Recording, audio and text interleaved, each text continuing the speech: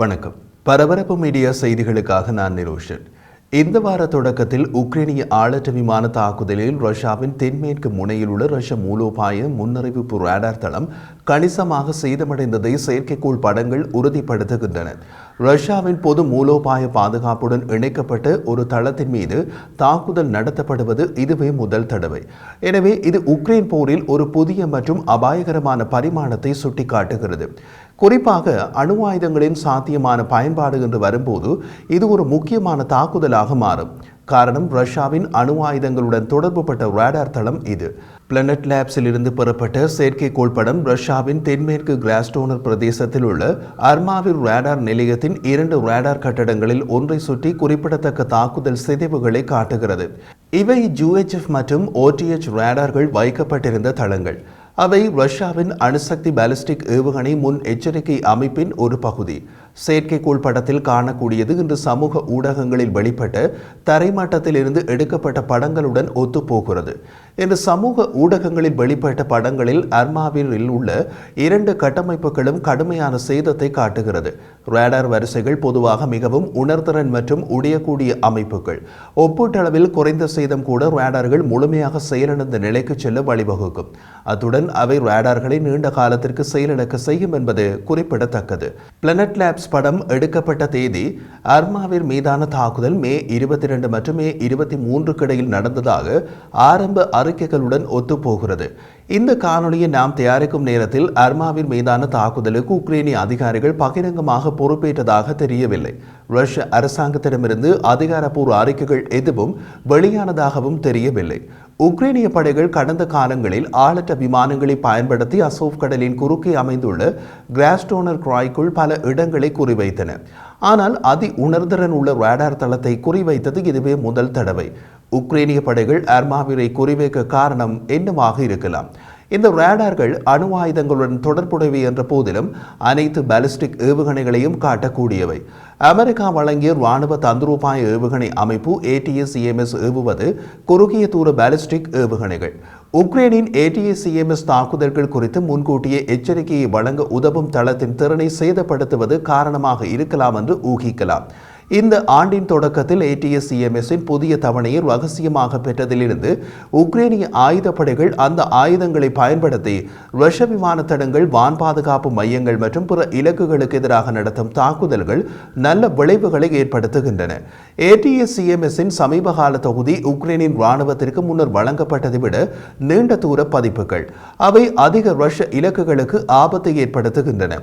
இருப்பினும் இராணுவ வல்லுநர்கள் அர்மாவில் உள்ள வொரோனேஜ் ரேடார் தளங்களில் தங்கள் பார்வையை அதிகம் பதிப்பதற்கு காரணம் உண்டு.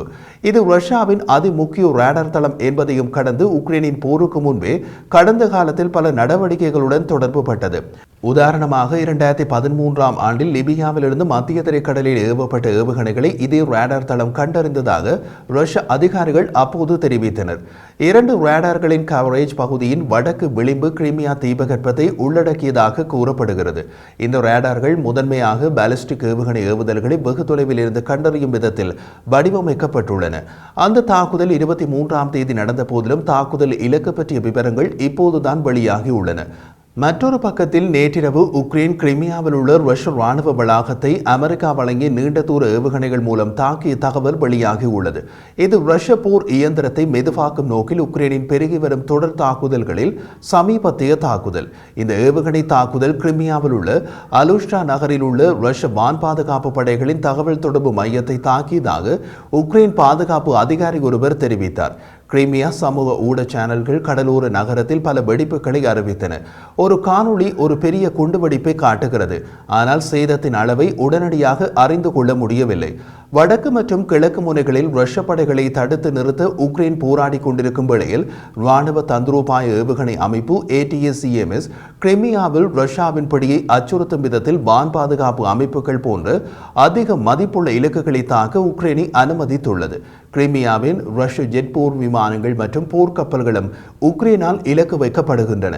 நாட்டின் வடக்கு மற்றும் கிழக்கில் உள்ள முன்னணி வரிசைகள் வளர்ந்து வரும் ரஷ்ய தாக்குதல்களால் அழுத்தத்தின் கீழ் உள்ள நிலையில் இந்த தாக்குதல்கள் வந்துள்ளன. பிரிட்டன் மற்றும் பிரான்ஸ் கடந்த ஆண்டு போர் விமானங்களிலிருந்து ஏவக்கூடிய நீண்ட தூர குரூஸ் ஏவுகணைகளை வழங்கின. ஆனால் அவற்றின் விநியோகம் குறைவாகவே உள்ளது. ஒரு ட்ரக்கின் பின்புறத்திலிருந்து ஏவப்படக்கூடிய ATACMS நகர்த்துவதற்கு மிகவும் சுலபமானது. அத்துடன் பிரிட்டிஷ் மற்றும் பிரெஞ்சு ஏவுகணைகளை விட வேகமாக பறக்கிறது. இதனால் ரஷ்ய வான் பாதுகாப்பு சாதனங்கள் இந்த ஏவுகணைகளை சுடுவது கடினமாக உள்ளது. இந்த ஆண்டு வழங்கப்பட்ட நீண்ட தூர ATACMS வகைகள் 300 கிலோமீட்டர் தொலைவு வரை உள்ள இலக்குகளை தாக்கும்.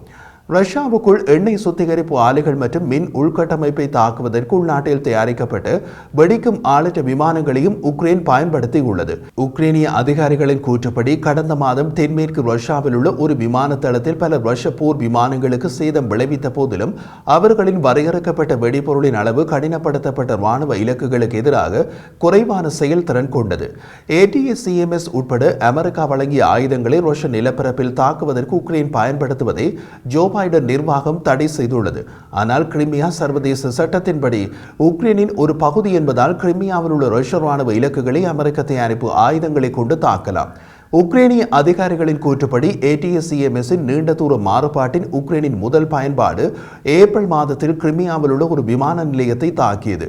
செயற்கைக்கோள் படங்களின்படி அவர்கள் கடந்த வாரம் மற்றும் ஒரு கிரிமியன் விமான நிலையத்தை தாக்கினர். ரஷ்யா மிக விரைவில் தமது விமானங்களை கிரிமியாவிலிருந்து அகற்ற வேண்டிய நிலை ஏற்படலாம்.